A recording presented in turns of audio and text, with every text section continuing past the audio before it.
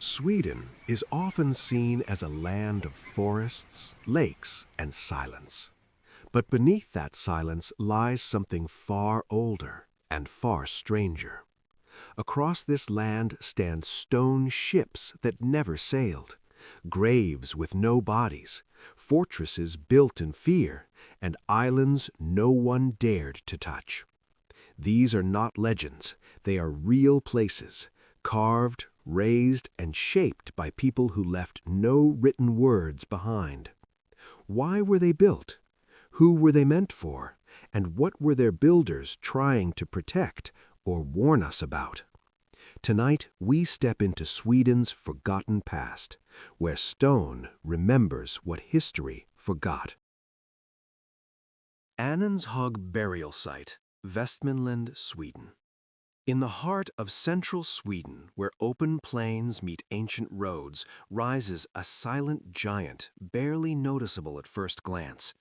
Covered in grass and shaped by time, Annenshög Burial Site does not dominate the landscape with stone or towers, yet it is the largest burial mound ever constructed in the country. The mound measures approximately 60 meters in diameter and over 9 meters in height, built entirely of earth and stone.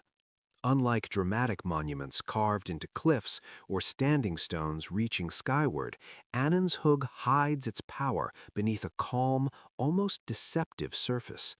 This was no ordinary grave. The sheer scale of the mound signals authority, memory, and intention. Whoever was buried here or commemorated here mattered deeply to the people who built it. Surrounding the mound are stone ship settings, standing stones arranged in deliberate patterns, and traces of ancient processional roads. Together, they form a ceremonial complex rather than a single burial. Annenshög was not meant to be forgotten. It was meant to be seen, remembered, and returned to. Local tradition claims that Annenshög Burial Site is the resting place of a legendary king named Anand. Medieval texts refer to powerful rulers associated with this region, reinforcing the idea that the mound belonged to royal authority. Yet archaeology tells a more cautious story. Excavations around the mound have revealed no intact grave chamber at its center, no weapons, no skeletal remains, no definitive evidence of a single burial. This absence has fueled debate for decades. Some scholars argue that the mound may be a cenotaph, a symbolic monument honoring a ruler whose body lay elsewhere. Others suggest cremated remains may have once existed but were lost to erosion or later disturbance. What is clear is that the mound was constructed in the late Iron Age, likely between 500 and 900 CE, a period of intense political consolidation in Scandinavia. This was a time when power was no longer displayed only through violence, but through memory, ritual, and control of landscape. Annenshög fits perfectly into that world. What sets a Annenshög burial site apart is not just the mound itself, but its placement. The site lies beside what was once one of the most important ancient road networks in Sweden. Stone-lined paths pass directly by the mound, suggesting that travelers, traders, and emissaries would encounter it regularly. This was intentional. Processions may have moved along these routes during seasonal gatherings, funerals, or legal assemblies.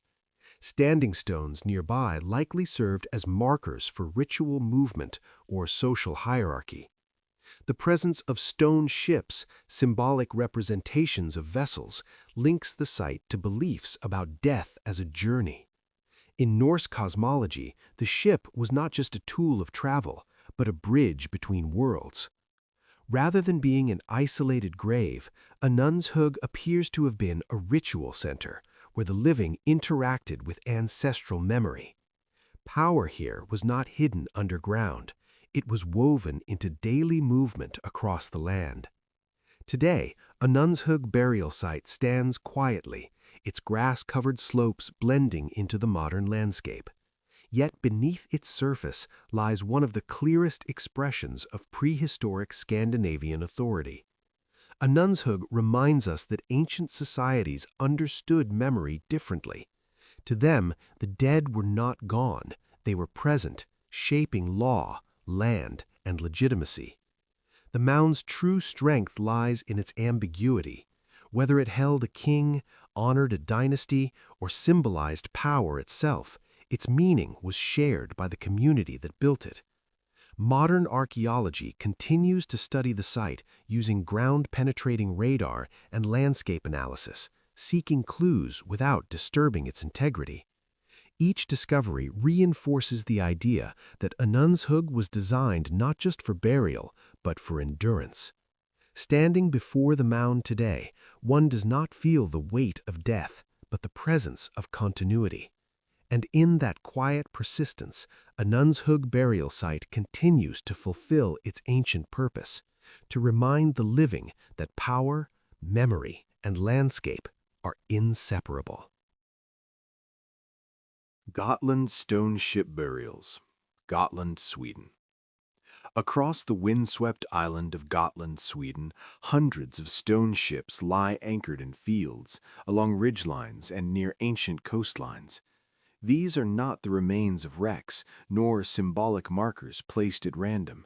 They are carefully constructed burial monuments known as Gotland Stone Ship Burials. Each stone ship is formed by upright stones outlining the shape of a long vessel. The bow and stern are marked by taller stones, while smaller stones trace the sides. Some measure only a few meters in length. Others stretch more than 40 meters, rivaling the size of real seafaring ships. These monuments were created primarily during the Late Iron Age, between approximately 500 and 1000 CE, although some examples may date earlier. They represent one of the most distinctive funerary traditions in Scandinavia. To modernize, they appear simple, but their meaning is layered, deliberate, and deeply connected to how the people of Gotland understood life, death, and the sea. For the communities that built the Gotland stone ship burials, death was not a final destination, it was a passage. Ships dominated Scandinavian life. They carried goods, warriors, stories, and identities across the Baltic Sea. It was only natural that they also carried the dead into the afterlife. Many stone ship graves contain cremated remains placed at the center of the ship's setting or near the stern. In some cases, grave goods such as weapons, tools, or personal ornaments have been found, though often in modest quantities. This suggests that status was expressed not through excess, but through symbolism. The ship itself was the greatest offering.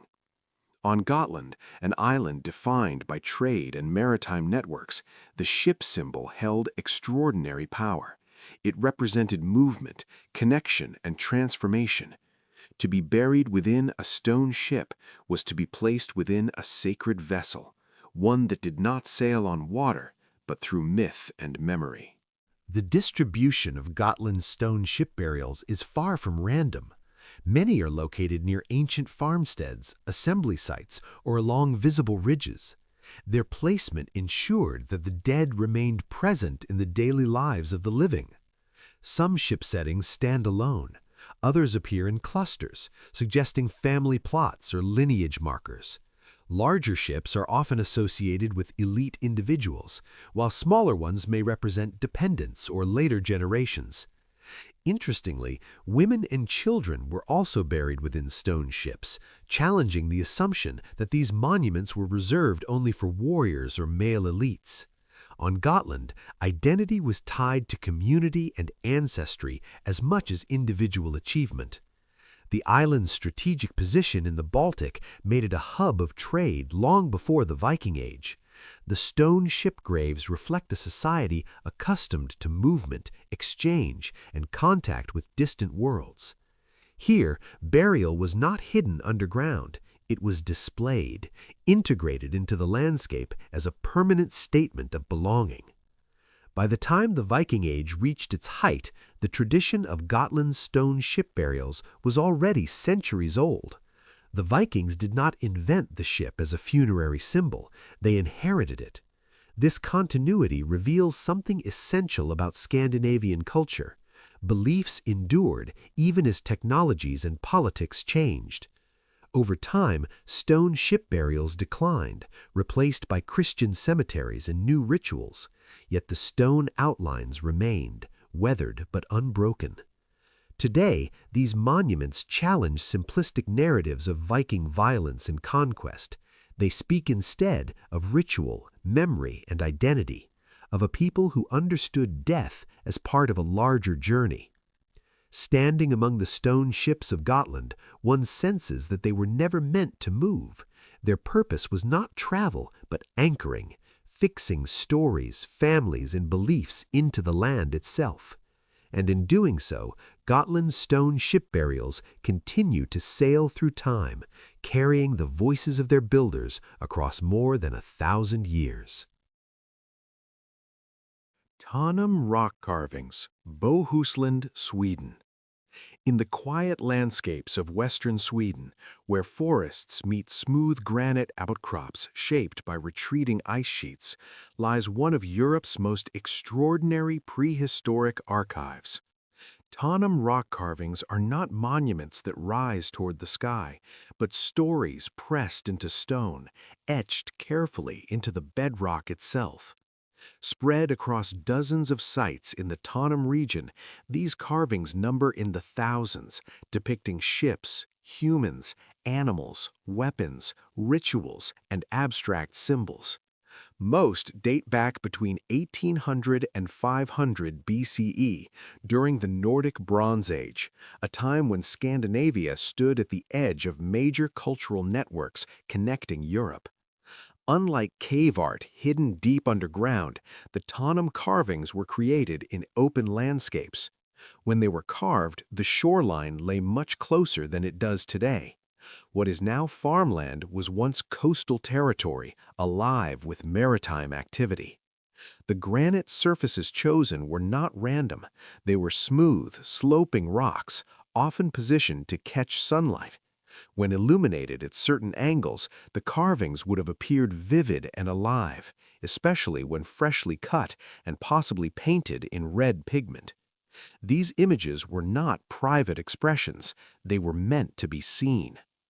The carvings at Tanum Rock Carvings provide an unparalleled visual record of Bronze Age life in Northern Europe. Ships dominate the imagery. Long, curved vessels filled with crew members appear again and again, emphasizing the importance of seafaring in a region bound to water. These are not Viking ships. They predate the Viking Age by more than 1,000 years. Yet they reveal that maritime culture was already deeply embedded in Scandinavian society long before written history. Human figures appear in dynamic poses, holding axes, spears, or shields, sometimes engaged in what appear to be rituals or ceremonial processions. Some figures are exaggerated, with enlarged hands or weapons, suggesting symbolic importance rather than literal realism. Animals such as horses, cattle, and deer also appear, pointing to agriculture, trade, and ritual sacrifice. Wheels and chariots carved into stone hint at contact with continental Europe, where such technology was more common. Together, these images suggest a society that was not isolated but connected, both economically and symbolically, to a wider Bronze Age world stretching from the Mediterranean to the Baltic. The true meaning of the Tanum carvings remains debated, but most scholars agree they were not simple decorations. Tanum rock carvings formed part of a ritual landscape where art, belief, and environment merged. Many carvings are clustered near ancient shorelines, burial mounds, and pathways. This placement suggests they marked significant locations, gathering places, sacred routes, or boundaries between worlds. One recurring theme is the combination of ships and human figures raising arms or weapons, possibly in acts of worship or invocation. Some researchers interpret these scenes as fertility rituals, sun worship, or ceremonies linked to seasonal cycles. The Bronze Age was a time of increasing social hierarchy. Control over metal trade, especially bronze, created elites whose power needed to be displayed and reinforced. Rock carvings may have served as public statements of authority, lineage, and divine favor. By carving their worldview into stone, these communities transformed the landscape itself into a living memory. Each image was a message intended to endure beyond individual lifetimes. Today, Tanam rock carvings are protected, studied, and carefully preserved. Modern techniques, from 3D scanning to pigment analysis, continue to reveal new details hidden in simple sight. What makes Tanam unique is not just the number of carvings, but their continuity. Generation after generation returned to the same rocks, adding new images alongside old ones, creating a dialogue across centuries. This continuity tells us something essential about prehistoric Scandinavia. These people understood time not as a straight line, but as a cycle, one in which past, present, and future existed together. The carvings remind us that before writing, before cities, before nations, humans still felt the need to record meaning, belief, and identity. Stone became their language. Standing before these ancient images, one realizes that they are not silent. They speak of travel and trade, of ritual and power, of humanity's earliest attempts to understand its place in the world. And in the enduring lines carved into granite, Tanam rock carvings continue to tell their story, patiently, endlessly, across 4,000 years. Blå Jungfrun, the Blue Maiden, Kalmar Strait, Sweden. Rising sharply from the waters of the Baltic Sea, isolated and unmistakable, stands a small island that has inspired fear, legend, and fascination for centuries. Blå Jungfrun appears almost unreal, its smooth granite slopes glowing blue-gray in certain light, as if shaped by forces beyond human intention. The island is uninhabited, protected as a national park, and strikingly symmetrical in form. From a distance, it resembles a massive stone dome rising directly from the sea, with no visible beaches or gentle landings. Steep cliffs plunge straight into the water, reinforcing its reputation as a place apart. Geologically, Blå Jungfrun is ancient. Its granite core formed over 1 billion years ago, shaped later by glacial movement during the last ice age. Yet its physical age is only part of the story.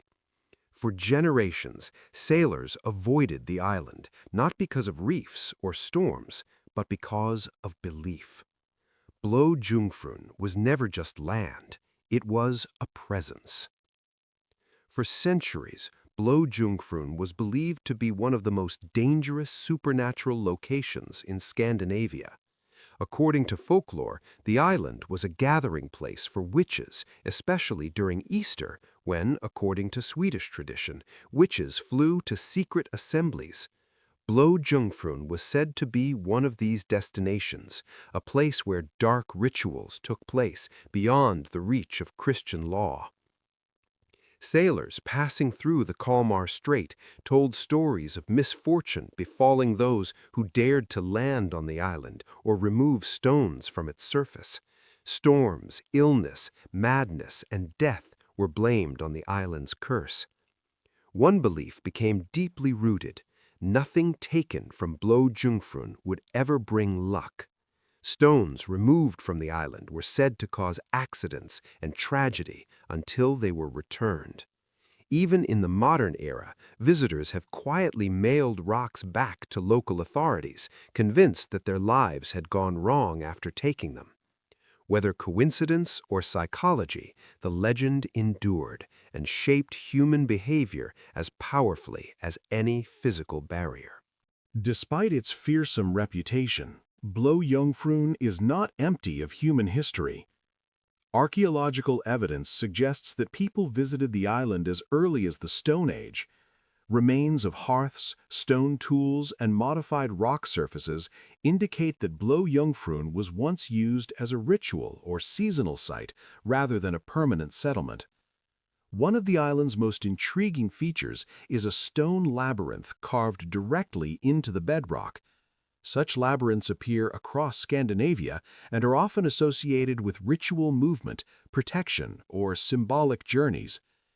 Rather than a place of darkness, Blå-Jungfrun may have been a sacred island, a liminal space between land and sea, life and death, order and chaos.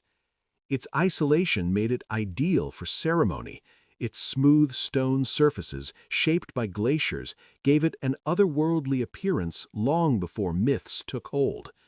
Over time, as Christianity replaced older belief systems, sacred places were often reinterpreted as dangerous or cursed. What was once holy became forbidden.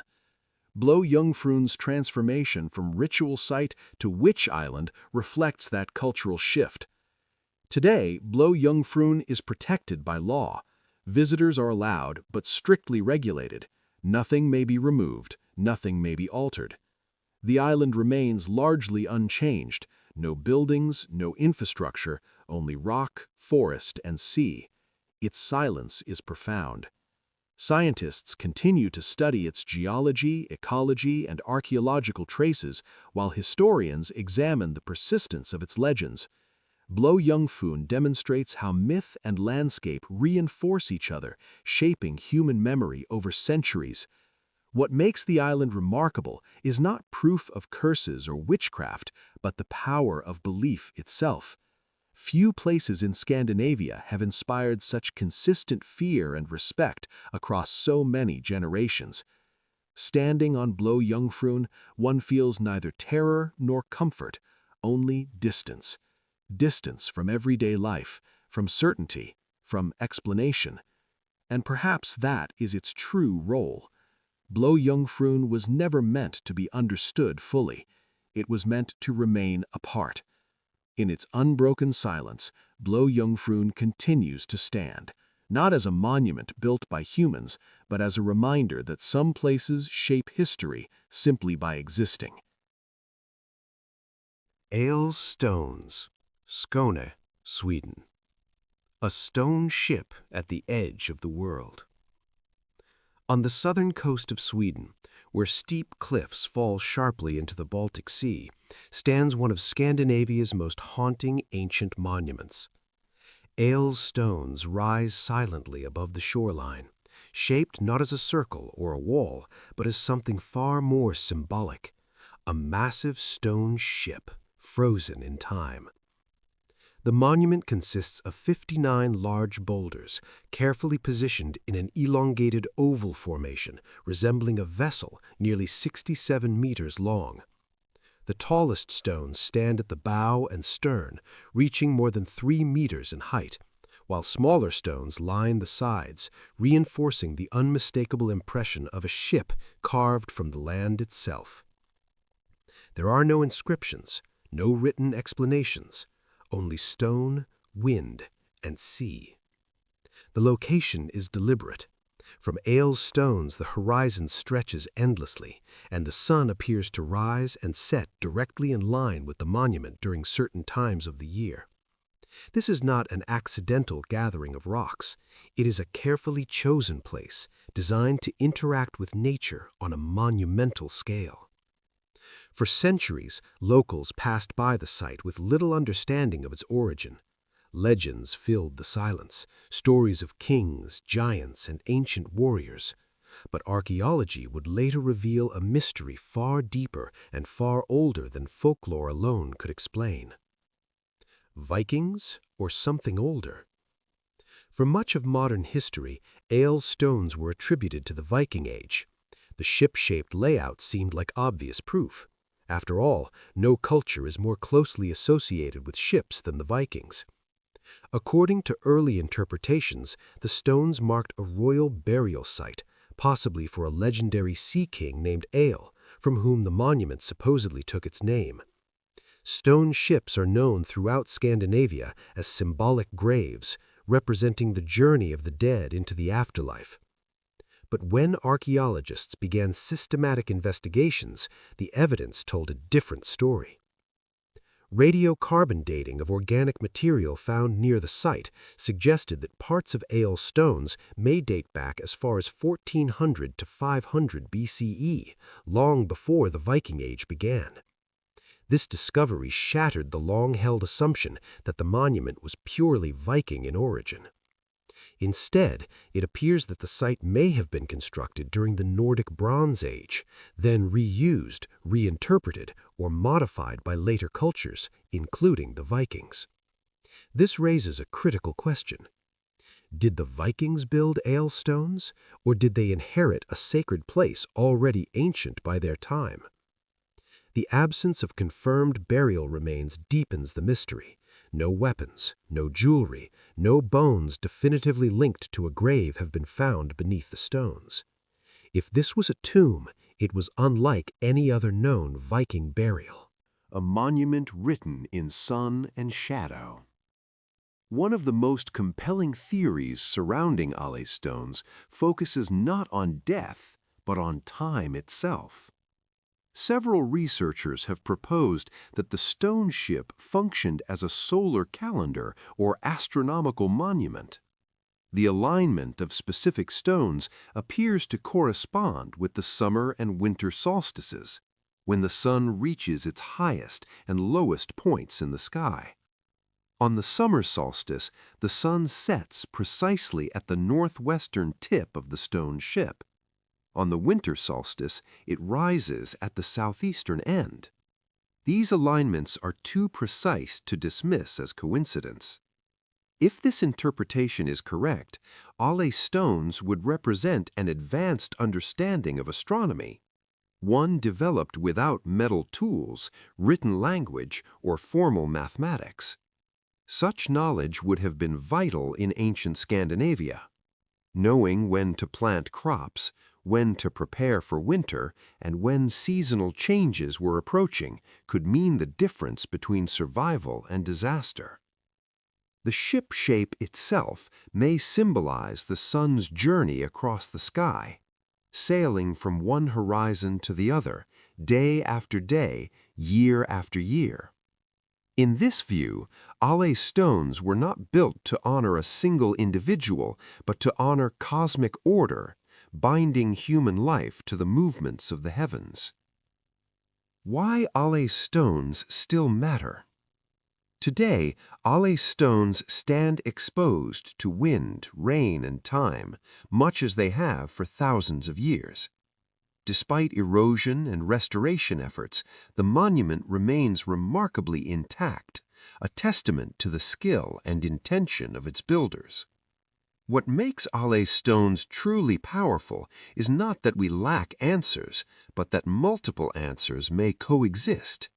It may have been a ritual site, a calendar, a territorial marker, and a symbolic ship, all at once.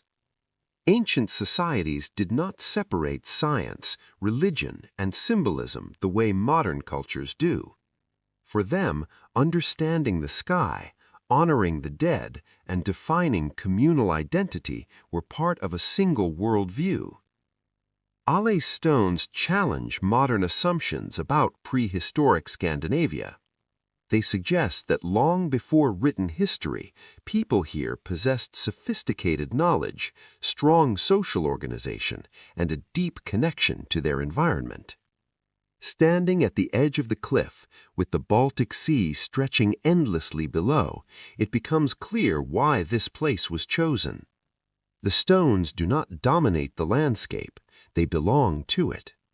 And perhaps that is the final message of Ale stones. A reminder that even in silence, stone can still speak, if we are willing to listen. Kungagraven I Kivik. The King's Grave at Kivik, Skåne, Sweden. On the southeastern coast of Sweden, not far from the Baltic Sea, lies a burial monument so subtle in appearance that it was almost lost to history. Kungagraven I Kivik appears today as a large grassy mound, calm and unassuming, blending naturally into the surrounding farmland. Yet beneath this earthen surface lies one of the most remarkable prehistoric tombs in northern Europe. The mound measures nearly 75 meters in diameter, making it one of the largest burial cairns in Scandinavia. At its heart is a carefully constructed stone chamber made of massive granite slabs, some weighing several tons. These stones were not merely structural, they were carved with images that would redefine our understanding of Nordic Bronze Age culture. Discovered accidentally in 1748, when farmers began removing stones for construction, the grave revealed a hidden world sealed for more than 3,000 years. What emerged was not gold or weapons, but something far more valuable: stories carved into stone. What sets Kungagraven i Kivik apart from nearly every other burial site in Scandinavia is its extraordinary rock art. Inside the burial chamber, 8 large stone slabs are decorated with carved images: ships, human figures, animals, weapons, wheels, and ritual scenes. These carvings date to approximately 1400 to 1100 BCE, placing them firmly within the Nordic Bronze Age. The ships dominate the imagery. Long, curved vessels filled with crew members suggest a society deeply connected to the sea, centuries before the Viking Age. These are not scenes of daily life, but symbolic representations of power, travel, and cosmology. Some panels show figures holding axes or spears, possibly engaged in ceremonies or acts of sacrifice. Others depict horses pulling chariots, a strong indication of contact with continental Europe, where such symbols were associated with sun worship and elite authority. The carvings were likely painted originally, making the chamber a vivid, sacred space rather than the muted stone room we see today. This was not just a tomb, it was a statement.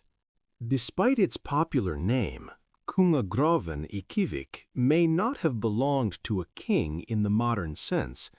No skeletal remains have been conclusively identified, and no rich grave goods were found. This absence has led scholars to reconsider the purpose of the monument. One theory suggests the mound was a cenotaph, a symbolic grave meant to honor a powerful individual or lineage without containing a body.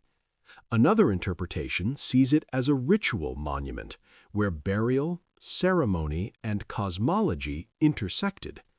The imagery inside the chamber supports this idea. The combination of ships, wheels, and animals point toward solar mythology, the belief that the sun traveled across the sky and through the underworld, carried by divine forces. In this interpretation, death was not an end, but a transformation. The burial mound became a gateway between worlds, linking the living, the dead, and the cosmos.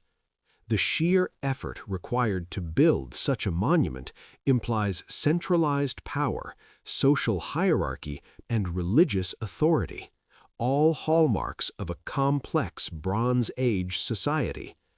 Today, Kungagraven i Kivik is carefully protected, with a reconstructed chamber allowing visitors to view the carvings without damaging the original stones. Its importance lies not in treasure, but in perspective. For generations, Scandinavian prehistory was viewed as simple and isolated. Kungagraven challenges that narrative. It reveals a society that communicated through symbols, engaged in long-distance cultural exchange, and embedded its beliefs directly into the landscape. The monument also reminds us that the Viking Age did not emerge suddenly. It was built upon centuries of tradition, memory, and symbolism, already deeply rooted in Nordic soil. Standing before the mound today, one is struck by its quiet authority. It does not demand attention, it earns it. And in that silence, Kungagraven i Kivik continues to fulfill its ancient role, to preserve memory, power, and belief, long after the voices of its builders have faded. Glimmingahus Medieval Fortress, Skåne, Sweden. In the flat agricultural landscape of southern Sweden, where open fields stretch toward the Baltic coast, stands a fortress that seems almost out of place. Glimmingahus Fortress rises abruptly from the land, a massive stone structure built not for beauty, but for survival. Completed in 1499, Glimmingahus is the best-preserved medieval fortress in Scandinavia. Constructed from solid limestone blocks, its thick walls, narrow openings, and elevated position reflect a world shaped by instability and violence. At the time of its construction, Skåne was not Swedish territory. It was part of the Danish realm, positioned along a volatile frontier where noble power, royal authority, and regional conflict constantly collided. Glimmingahus was designed as both a residence and a stronghold, a place where its owner could live, rule, and defend himself in equal measure. The fortress was commissioned by Jens Holgersson Ulfstand, a powerful Danish nobleman and royal administrator. His status demanded a residence that projected authority, and his world demanded protection. To achieve this, Ulfstand hired Adam von Duren, a master builder from northern Germany, whose name still appears carved into the fortress itself. The design of Glimmingahus Fortress reflects the transitional period between medieval castles and early modern fortifications. The walls are more than 2 meters thick, pierced only by narrow arrow slits. Defensive features dominate every level: murder holes, boiling liquid chutes, and internal staircases designed to trap intruders. Even daily life was shaped by security. Kitchens were isolated to reduce fire risk. Living quarters were positioned above ground level, accessible only by removable ladders or stairways. This was not a castle meant to welcome guests. It was a fortress built to withstand siege, betrayal, and rebellion. Despite its grim exterior, Glimmingahus Fortress was a functional home. Within its walls, servants cooked, guards patrolled, and the noble family conducted daily affairs. The Great Hall served as the center of administration and ceremony. Light filtered through small windows, casting long shadows across stone floors. Tapestries and wooden furnishings softened the cold interiors, though comfort was always secondary to defense. The fortress lacked a central fireplace, a rare omission, relying instead on wall-mounted heating systems and controlled airflow. This design reduced smoke accumulation and fire risk, but made winters harsh. Food storage rooms, wells, and latrines were all integrated into the structure, allowing the occupants to survive prolonged isolation. Yet Glimmingahus was occupied for only a relatively short period as a noble residence. Advances in artillery quickly rendered its medieval defenses obsolete. Cannon fire could shatter stone walls once thought invincible. By the 17th century, Glimmingahus Fortress had lost its military relevance. Skåne itself shifted from Danish to Swedish control, and the fortress passed into a new historical phase. Rather than being destroyed or rebuilt, Glimmingahus was gradually abandoned, and in that abandonment, it was preserved. Unlike many medieval castles that were modernized or dismantled, Glimmingahus remained largely untouched. This accidental preservation makes it an invaluable historical record of late medieval military architecture. Today, the fortress stands as a monument to a world defined by uncertainty. It tells the story of a time when power was measured in stone thickness and safety was never guaranteed. Walking through its narrow passages, one senses the fear and authority embedded in its design. Glimmingahus does not romanticize the Middle Ages, it reveals them as they were: harsh, defensive, and deeply political. And in its enduring stone walls, Glimmingahus Fortress continues to guard the memory of a restless age.